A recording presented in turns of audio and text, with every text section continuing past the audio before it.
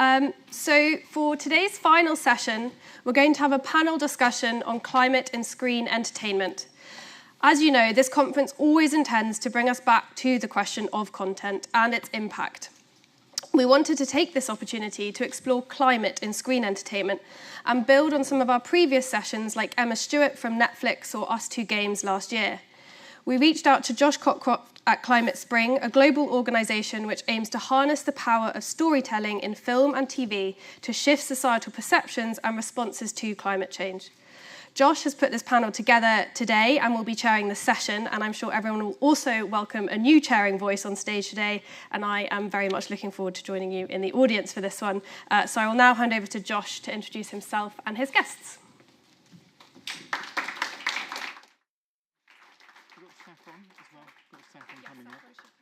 Okay, great, wonderful. Catherine, where are you?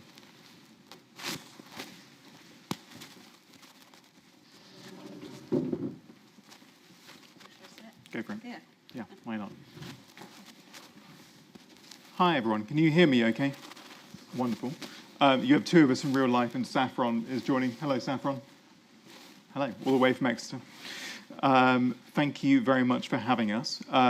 We've all been working on this in some shape or form, and we thought it would be good to have a panel discussion to look at essentially where we are in the state of play and what's happening and kind of what the next steps are, and some of the focus on the research as well. So, I mean, as will be a surprise to none of us, media and entertainment is a real crucial battleground in the face of the climate crisis. While we have many of the technological and scientific solutions we need the social and political mandate to build in order to be able to implement them. Entertainment has a wonderful power to engage and shift the dominant narratives to build that mandate, and that's essentially what we're trying to do. Over the last couple of years, there's been a huge increase in the kind of interest and activity in getting more climate content on screen. This is kind of been going beyond the kind of documentaries and so on, which have been traditionally dominating the kind of output in this space, but didn't necessarily reach a kind of wide audience and the kind of level that we need to. So we're now seeing climate come up across feature films, scripted and unscripted TV. And part of this as well is due to kind of a better understanding of the different ways that you can tackle the climate crisis in entertainment. It takes many, many different forms and in many different genres. And so, I mean, climate stories to date in popular culture have really reflected mainly on the impacts on what's happened so far, and also often warning tales, the apocalyptic future. I'm sure many of you have seen Day After Tomorrow, not exactly a positive view of how things will turn out. But we're now looking at kind of exciting new ways of seeing where we could go, how people can engage with this, what can we do to make things be different. So for us at Climate Spring, we take a very broad definition of what a climate story can be across both screen and through the Climate Fiction Prize, which we launched at Hay this year, in books as well. And we look at kind of looking at both the root causes and resolutions rather than just a symptom of the problem, the changing climate and nature loss. This means for us that a good climate story is not just about whether it mentions the climate crisis, but about what the story says about how we respond to it. And this is kind of the core of our approach to climate storytelling. So, Catherine, because not everyone agrees with me, what is BAFTA Albert's view on how you conceptualise climate content? My name is Catherine and I work for BAFTA Albert. So if you don't know Albert, we're basically a leading organisation in the UK for film and TV sustainability, and we basically work through a sort of toolkit, calculator system to drive down emissions and impact in production, and also to support and inspire climate storytelling, which obviously is the bit that we're about to talk about. So we did some research last year, actually, which looked at climate storytelling, and it found that basically implicit and explicit stories, mentions of climate change were just as important in terms of changing behaviour, which is particularly exciting because it means that you can basically look at any genre and say, actually, there's value in having climate storytelling within it, which obviously echoes sort of what Megan's point was earlier with Sky. So it allows So it basically means that we can work with any genre, and I think that's what you're doing, and particularly drama and comedy are quite key areas as well. It doesn't have to be the David Attenboroughs, it doesn't have to be the explicit Blue Planet, although obviously that had an incredible impact, but it doesn't have to be those. And we also, another study by Ipsos Mori looked at what you need to do in terms of telling these stories, and you need to normalise climate change and climate solutions. You need to make them authentic, and you need to make them relatable, and you also need to show solutions. So it's about offering stories with solutions and not just the apocalyptic we're all about to die storylines, really.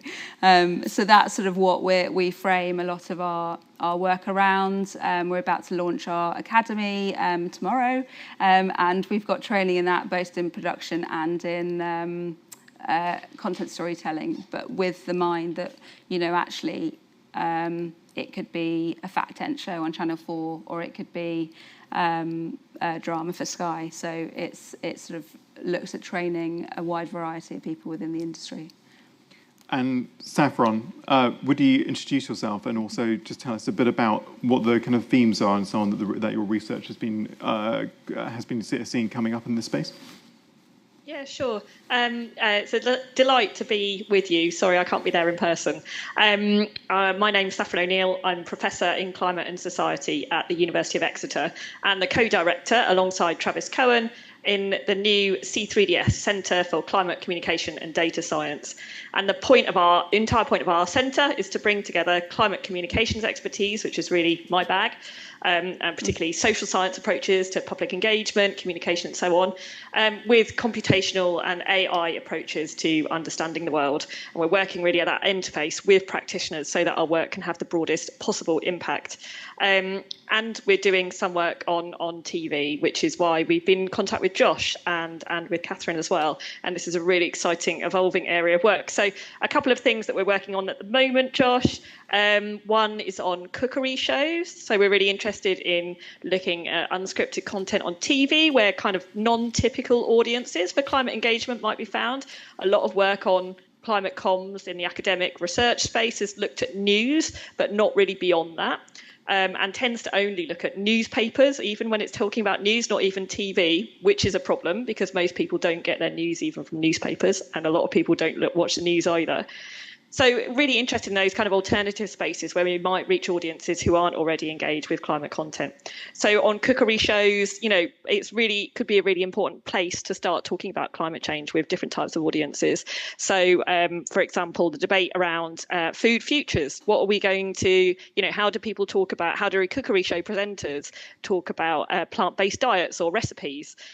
Do they ever talk about the kind of hobs that they're cooking on, you know, induction hobs being much more efficient and better for health outcomes than gas hobs, for example. And there might be other reasons around, you know, how food is produced, local food versus food from far away, although we know that actually that is a pretty complicated area to communicate about. So, yeah, we're really interested in cookery shows as a sort of genre of content that might reach previously sort of audiences we don't know a great deal about. We have looked a lot at climate change news. We're developing tools to track public service broadcast news in the UK. We've got a tool that does that for TV, radio and online website content. And the whole idea of that tool is that it can provide almost real-time feedback to newsrooms so that they can really start to spot opportunities for content that they might not have considered already, to think about omissions. We need a better word because it's too similar to emissions, but omissions where you could have had a climate story but you didn't already, where, say, for example, there's a story about aviation but it doesn't mention climate change, or around food. That'd be another key example where we don't tend to mention climate impacts, but it's actually a really big area of discussion. And another project just to mention, and I know he's listening online, so big up to Francisco Gonzalez, who's one of our PhD students at C3ds at the centre. And Francisco's working at that interface, right at that cutting edge of social science with computational AI-based approaches to looking at scripted content on TV transcripts, and to look at how they kind of vary across time and space around the world. and really looking at things like using frame approaches in communication. So morality and ethics framing, we know, can be really powerful for engaging audiences who might not already think about climate content, and how that might feature more in certain types of conversation and content and scripts and so on. Happy to talk more about any of those things as we go on. Thanks, Saffron. We'll come back round on the research front further on down. As I was kind of saying, there's been a huge kind of increase in the kind of the interest and how people are working on this. And BAFTA Albert's obviously working both primarily in the UK, but globally as well. I was wondering how you're seeing different territories tackle this differently. Are you seeing in terms of the interest level and how things are progressing? Well, certainly, I mean, in the UK, we are quite global leading it now, I think. An organisation in America called the SEA are now working quite a lot with research and looking at how climate mentions create behaviour change, or what sort of impact they have. They did a study recently with And Just Like That for basically Sex and the City too. And they found that mentions in basically a vegan order within Sex and the City was kind of didn't affect the entertainment value of the programme. And they're very interested in the business case of it, I think. So they're less interested in kind of what the impact is, but more trying to sell it as a business argument. I don't know if we're going into that in a minute. We probably will. But I know that they're much more interested in kind of the business case for it. I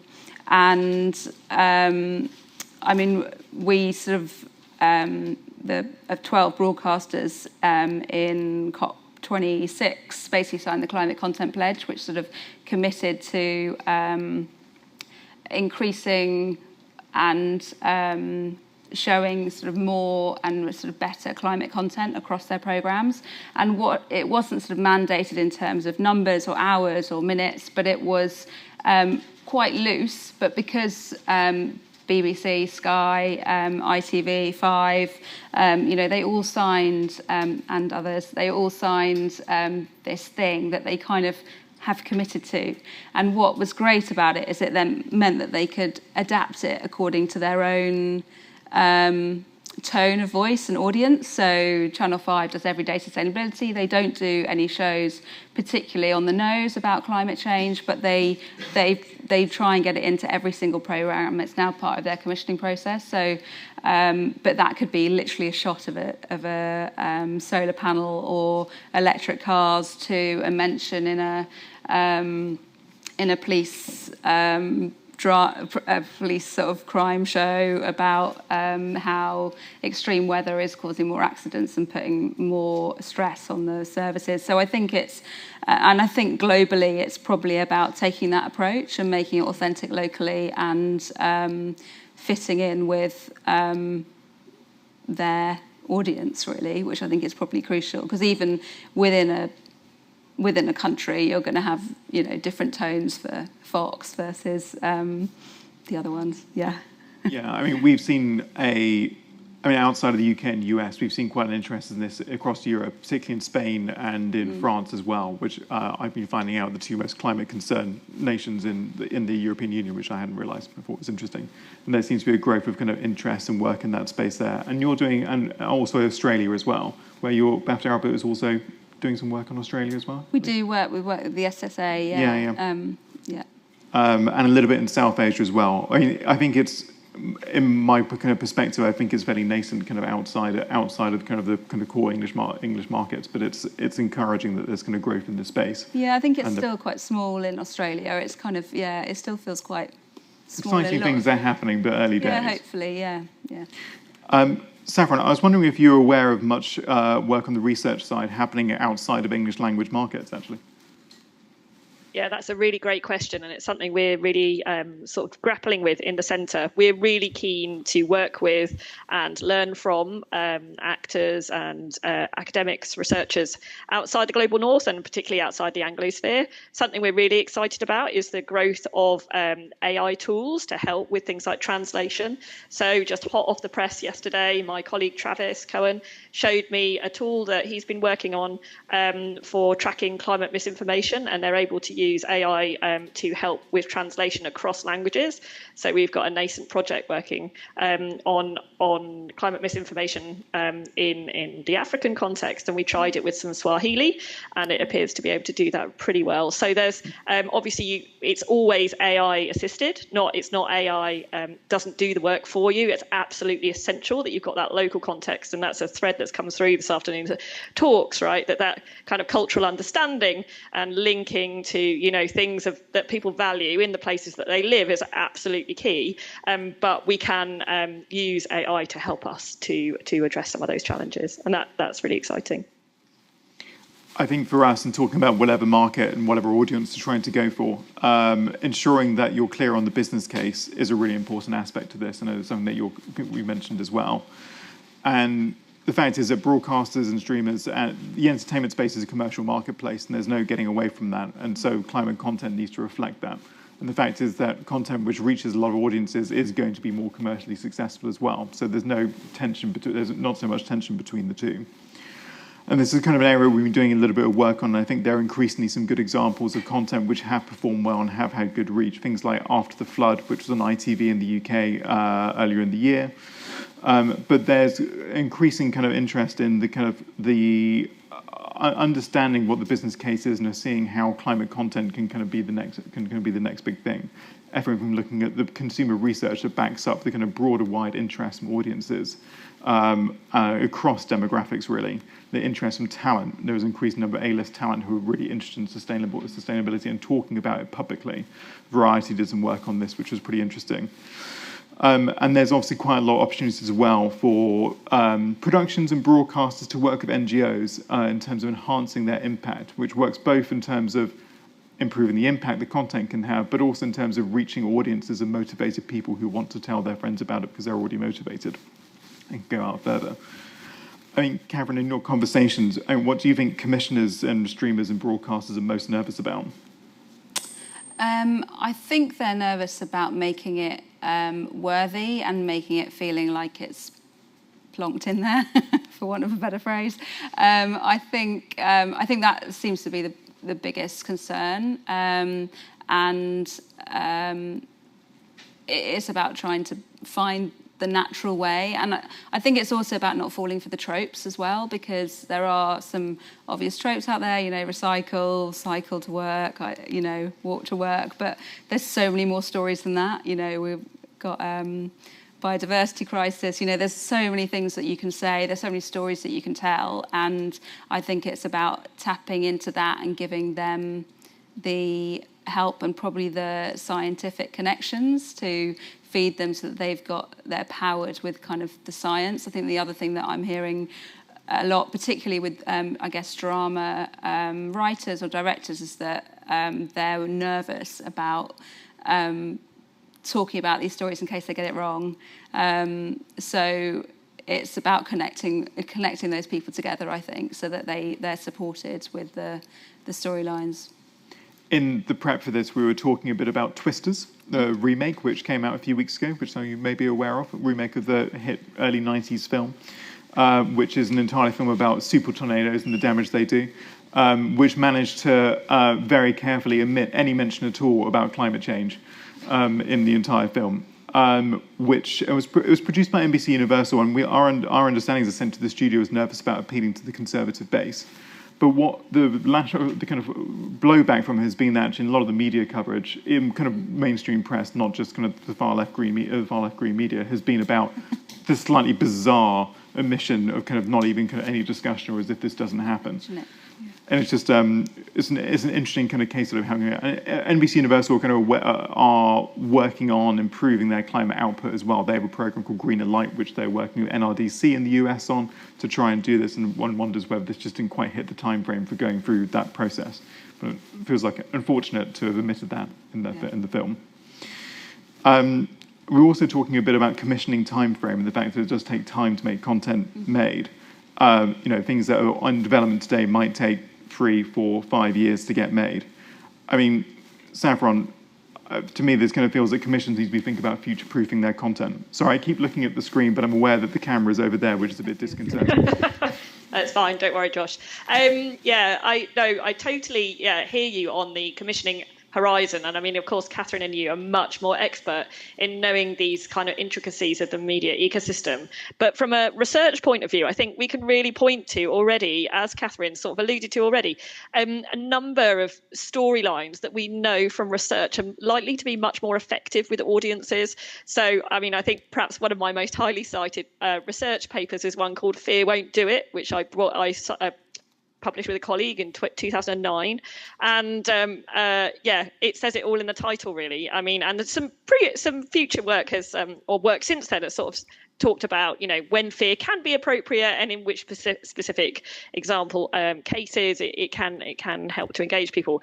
But, you know, the kind of doom and gloom, you know, the world's going to end tomorrow, there's a ticking clock, is, not the only way to approach a climate story. And there's lots of research out there. I'd point to things like the Climate Storytelling Exchange, for example, really innovative research and practice-based groups of folks who are doing really interesting work to raise up other types of stories that have a more of a solutions focus. So don't keep banging on. Is it real or not real? You know, we've kind of moved on from there to think about, well, how do we adapt to climate change? What does, increasingly hot weather mean for how we live? Or how might we manage flooding? What are the impacts of flooding? Not just the initial flood, but the mental health impacts that go alongside those in a much longer term. You know, there's really rich opportunities for storytelling, which don't have to be this kind of didactic, really quite, off-putting kind of approaches.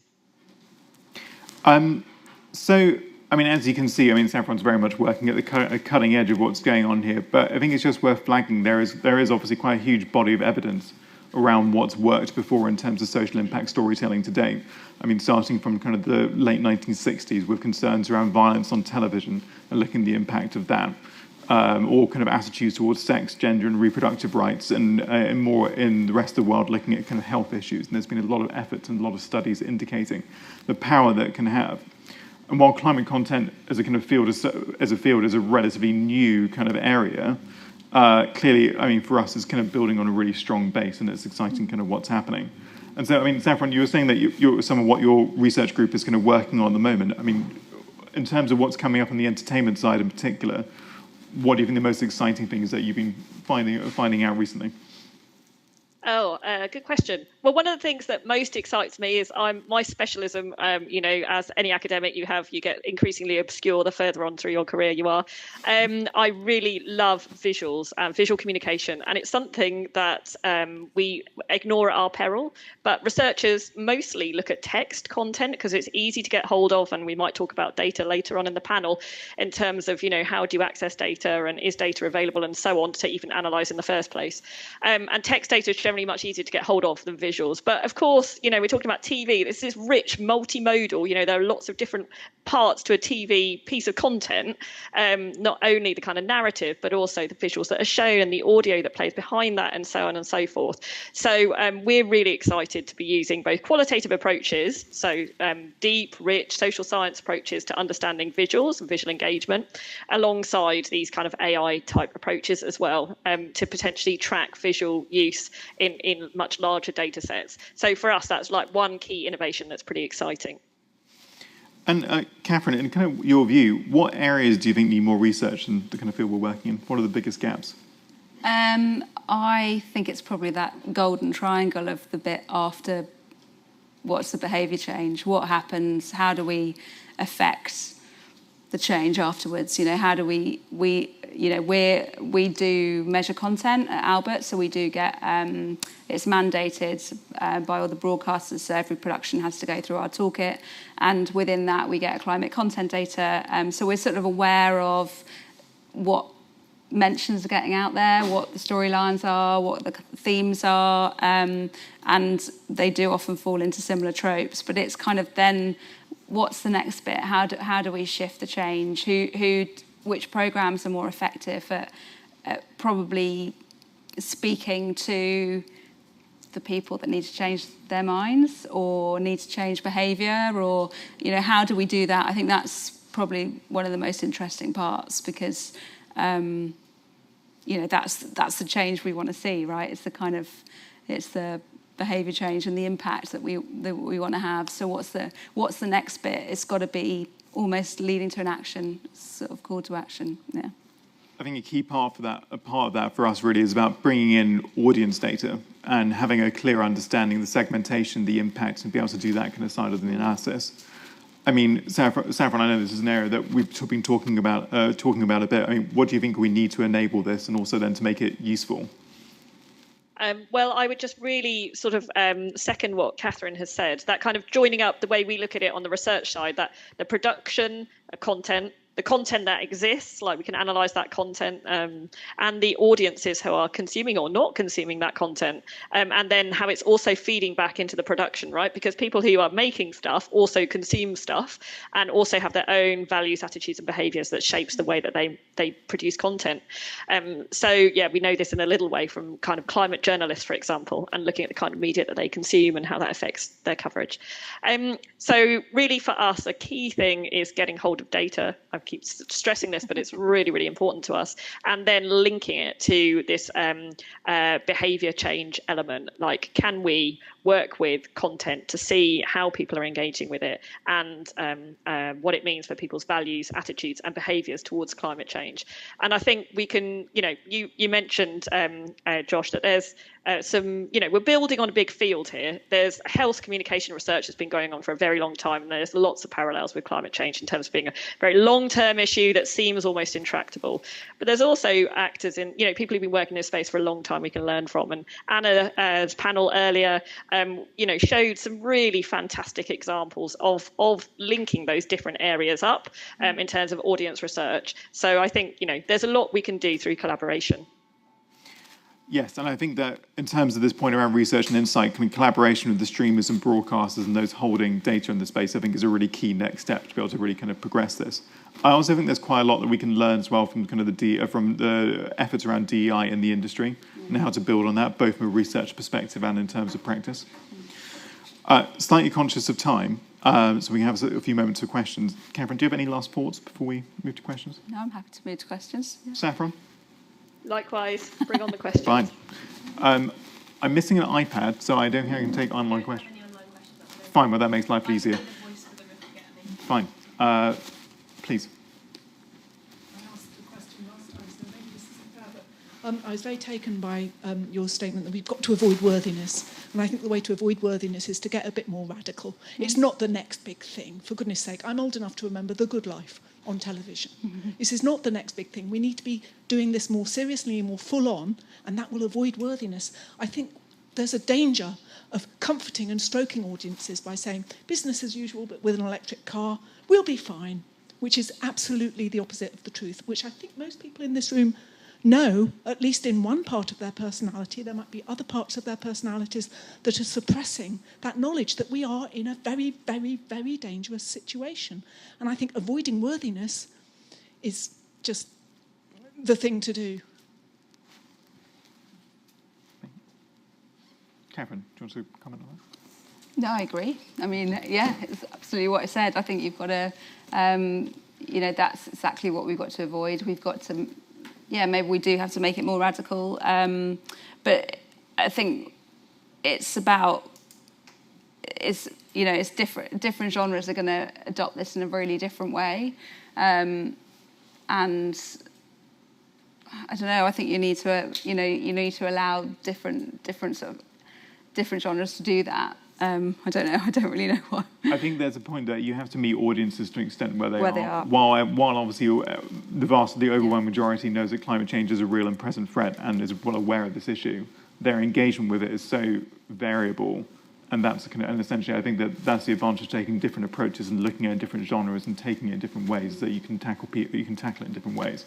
I know Rare Media Labs have done some good research on the mixed media diet, because obviously you don't just watch one program, you watch 40 different things and you read possibly, and so on and so forth. And I think one needs to take a mixed approach and understanding of that. Saffron, anything you want to add? Yeah, I mean, obviously, I fully agree that that kind of worthiness in programming is to be avoided at all costs and is going to likely turn audiences off. I do think there is a balance in, and perhaps that's what Catherine was sort of trying to elucidate there, that you also don't want to turn audiences off by making it really scary and intimidating. And there have to be approaches that deal with the seriousness of the issue whilst also talking about ways in which we can move forward. So yeah, again, I think those approaches do exist. Those storylines are potentially there. And it's partly about just proliferating climate content in everyday context. Like lots of this stuff is already happening. It's just that link to climate is not necessarily being made. So we talk about flooding, we talk about heat waves, but we might not talk about climate change. And in some ways that link can be made pretty easily. And, you know, in other places too, I'm not a creative person. Don't ask me how to put it into a storyline, but I know from reading others' work that a lot of this exciting work is already happening. But I just really caution against kind of, you know, it is a balance between going all out there, climate change is massive and scary, we need to deal with it, and also not it causing huge climate anxiety and actually totally turning audiences off. Thanks, Saffron. Please. My name is Johanna and I work for the Norwegian broadcast. And I work with the whole, like, both the news and content. And we have in 2019, we launched our climate journalist strategy, where we said, okay, we shouldn't have this false balance of having those that are not opposing climate change and the scientists. And now we've launched our new climate strategy in content, where we have had so much discussion on hope. Is that the false new balance? Because climate change is really complex. And should we had a number of cases in NRK where we've showcased something too much hopeful. Like, this is the one solution. And it's interesting, this is the news department that's been driving this initiative. And then we see in the other departments that they have a lot of discussion because we've pulled really hard in on green production and how that trickled down into content. And we, interestingly enough, had some interesting experience in writing into the script and normalizing sustainable behavior. And that could be different in different contexts, I know that. And the funny thing is that people didn't react. And that was a really learning and key interesting for us, seeing that these things trickles in very different ways. So it's not a question, but it's more like interesting to see how Albert is making awareness of something and it trickles in the whole media industry. Yeah. Can I just ask as a follow-up, were you expecting pushback? Yeah. And it just didn't? Okay, yeah. Interesting. Because this was a humor program, yeah. Interesting. Please. Oh, sorry. Hi there. Firstly, thank you very much for your time this afternoon. So my name is Monty. I'm a student and just handed in my dissertation on Monday about the portrayal of eco-terrorism in film over the last 50 years. And the big finding of that piece of research was that whilst it is portrayed, environmentalism is portrayed in a lot of big blockbuster movies, it's often just as kind of texture or perhaps, you know, motivation for the big supervillain, or, you know, somewhere in the story but is not perhaps engaged with in the way it needs to be, and that there's this big gap for more nuanced and balanced depictions of environmentalism within big blockbuster movies that really have this reach that you discuss. You mentioned about Twisters, which perhaps could have been an example of that. What do you think meaningfully needs to change within the studio system so that we can kind of capitalize on these big opportunities to really spread these messages on a platform that more people, particularly those who aren't already engaged with environmentalism, can engage with? I mean, I think that, actually, I'm sorry, I don't know your name, but what the description from Norway was actually quite an interesting example where there was an expectation of pushback against these kind of messaging coming in, but actually there wasn't. And I think that, I mean, all the general kind of polls outside of entertainment very much show that even in the US, climate is accepted as an issue. This is not, in itself, it's a divisive, politicized issue in the current format. But actually, you know, there was central conformity about this in terms of the 90s and before. And I think that it can be shifted out in their way, but I think the studios need to have the confidence that they're not going to get that pushback. And I think the more content that comes out there, which doesn't see that pushback, the more that confidence will be. And I think then this is where kind of making the business case and so on becomes a really key part of that. And Catherine, what do you think? Yeah, I think it probably is pushing the business case, particularly with big budget films. I mean, they did do a research, Rare, I think, today, about looking at the box office revenue for films with the climate storylines in them. Not completely climate stories, but just with some storylines in them, and they found that there wasn't a negative effect on the money that was brought in. It's obviously you kind of wanted to say the other, like more than that, but it's pretty. But the fact that then you're also future-proofing a program or a film, you know, I know we sort of briefly talked about it, but I know that Netflix, for example, they commission with 5 years in the future in mind, and if it doesn't feel like it's going to fit with 5 years, then it's not commissioned. You know, just the fact that loads of programs are being resold to different, like Apple, Amazon, you know, BBC programs are always on there, or, you know, that actually there's a long afterlife for a lot of these programs, and I think it's about really making them understand the business case for it, really, because actually they might, you know, I don't know how Twisters is going to last in a year, but who knows? Yeah.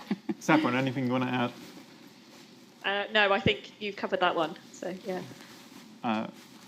Time for one more. I think we have time for last question. I think. Yeah.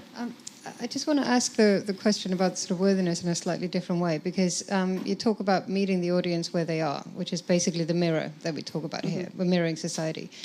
Now, if, you know, science has been warning about what's happening for decades. So is this mirroring really working, or did the storytelling, news, media just catch on so late that we're in a massive catch-up phase now with where the science is and in terms of where the audience is? And if we sit here and say, oh, well, we just have to keep mirroring them, we'll never get anywhere. We will never be able to mirror them at the level that they need to be in order to make a difference. So I'm just sort of curious about, is it just a catastrophic failure of the storytelling community of catching on to the science so late? And are we really in a position where we can say, well, we just have to avoid climate anxiety at all costs? And I'm just finding, where is the balance of that work? Because right now we are definitely not mirroring the science community. We're mirroring the lowest denominator in society, I would perhaps argue. I know this might be slightly controversial, but just putting that out there. Saffron? Thank you. Yeah, if that's okay, Josh, I'll take. Yeah, you go, first Saffron. stab. I can. Yeah. So the first thing is that I think we don't necessarily want to, well, we definitely don't want to always, and perhaps not even first, look to stories from the science community. So like you say, climate science and, you know, the kind of surrounding sets of sciences and other disciplines are talking about, you know, the climate, what is going to happen to the climate, the impact and the potential solutions. There's lots of others who can provide other types of storytelling, and we shouldn't be just thinking about science as the starting place for these, because often, you know, if we're using framings like the settled science, that is not very compelling for a lot of people. And uncertain science, you know, is it real, should we care about it, is definitely not very compelling, and often used by kind of contrarians to threaten kind of stability on climate policy making, for example. So I think we should look in different places for those storylines, and we shouldn't also assume that when we say we're mirroring society, actually, who are we mirroring? We might be mirroring the kind of loudest and most vocal in society. So Josh talked a bit about DEI, which I assume is what we in universities are EDI, as in equality, diversity and inclusion. So if we're thinking about opening up stories, but having more diverse stories from different people from different parts of the world, you know, or different types of households, for example, then we know that those stories do exist, but they often don't make it into the media. So that's where approaches like the Climate Storytelling Exchange, the local storytelling exchange, raise up those those stories and try and get them kind of a larger profile. And we know that they can be really effective. Just in a completely different type of storytelling, I was reading an article on BBC News at lunchtime today, which was talking about homeworking and about how homeworking is actually generally stable or slightly increasing across industries. And yet the stories that we see in the media are all about how big companies like Amazon are bringing people back to the office. But in general, most people are able to access homeworking as much or more than they were before. So it's partly about where we're looking for those stories, I think. So we can mirror society by looking for different types of stories. I think the other thing I want to add as well is that I don't think it's just a kind of failure of climate storytelling as if it's a neutral space. It's not. This has been contested ground for a long time. The fossil fuel industry's had a lot of influence on media and entertainment over the last 80 years. I have to bang on about this, but one of my favorite examples is the 1947 Oscar-winning feature film, Louisiana Story, which is a fantastic film you can watch on YouTube. It's very watchable, about the wonderful things that happen to a poor Louisiana boy and his pet raccoon when the oil men come and start drilling in his backyard. And he gets electricity, he gets to school for the first time, great for his dad gets a job. And this has been part of the strategy from the other side for a long, long time, and it's been very successful, and we're kind of slightly joining late to the party. So I think it's not even that, it's just I think that there are systemic reasons why this is kind of happening late and why we're slightly on the back foot on this. And also, it's probably policy and government, isn't it? I mean, it feels like entertainment and TV are ahead of that, I would say. With, for example, the Blue Planet and the plastic bag, actually the 5p ban, a 5p cost of getting a plastic bag made a huge difference. But in a way, the power of Blue Planet created the mandate for them to be able to put that into policy. So it was kind of the two things together which made it such a success.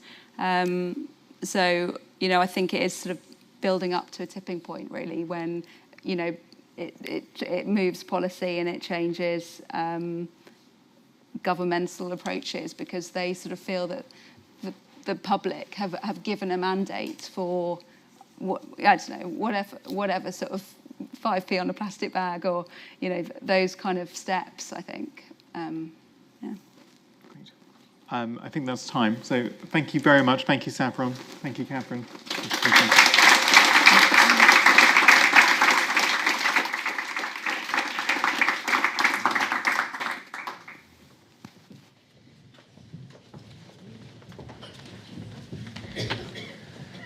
Thank you very much, Josh, Saffron and Catherine, for that last panel. Right, I am the person standing between you and drinks, and that is not a good place to be.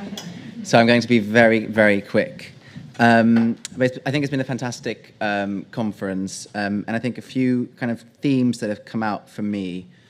I think, first of all, thinking about kind of Carl's session at the beginning, the power and the need for media and investigative journalism to expose, to inform, but also to entertain. And to have impact.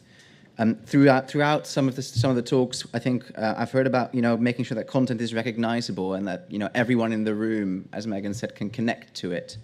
There's that local context and that cultural relevance that really makes people connect and identify. Content that has an impact can lead to dialogue, and that leads to audience engagement, and that leads to commercial success. So these things are not in conflict, and we no longer have to rely on the moral argument that this is good to do. There's plenty of evidence that it's good for business too.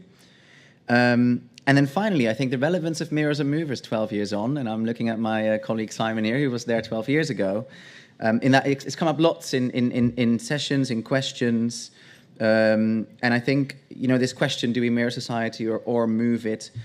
In a way, it feels like we're kind of beyond that now, and I think what I've taken away from some of the sessions is if we mirror society, and a good point from Saffron at the last session, who do we mirror? And if we do it well, then we will move, and that will be a positive thing. So I will end there, but before I invite you for drinks, I will say a huge thank you to my team, particularly Imogen, who has done a fantastic job of putting agenda together, of stressing about everything that could go wrong, of chairing some of the sessions brilliantly. So thank you, Imogen. Thank you, Miriam, as well, for all the help and all the support and all the comms and all the tech in making sure everything ran smoothly. I think it's been a very smooth conference, so thank you. And the wider team for all of their support. Thank you to you for all your fantastic questions and staying engaged and active throughout the day. And when I say you, I mean you in the room and you online. Thank you for joining us. Until next year, and I hope you can all stay for drinks.